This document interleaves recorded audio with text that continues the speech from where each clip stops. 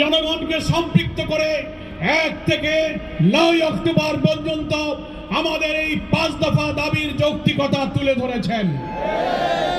আজকে 10 অক্টোবর বাংলাদেশের প্রত্যেকটি বিভাগীয় সদর এবং মহানগরীতে গণমিছিল হবে এবং তার পূর্বে সমাবেশ।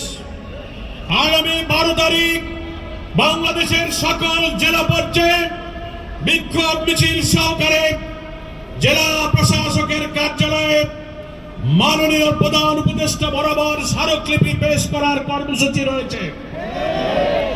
অনেকে প্রশ্ন করেন, সংস্কার, লেভেল প্লেইং ফিল্ড, একটি অবাধ নির্বাচনের জন্য ঐক্যমত্য কমিশনে আলোচনার টেবিলে আলোচনা চলছে, অথচ আপনারা কেন রাজপথের আন্দোলনের কর্মসূচি পালন করছেন?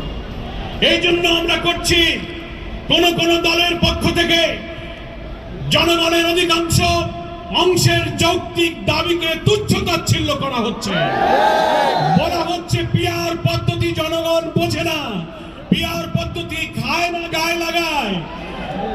এখন জনগণ পিআর পদ্ধতির পক্ষে ঐক্যবদ্ধ হচ্ছে।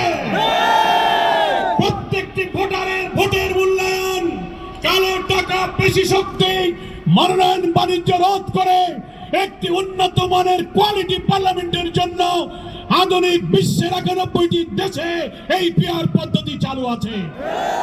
কোন বিজ্ঞ ব্যক্তিত্ব সম্পন্ন রাজনীতিবিদ কোন কর্মসূচি, কোন পদ্ধতির ব্যাপারে ভিন্নমত পোষণ করার অধিকার আছে, কিন্তু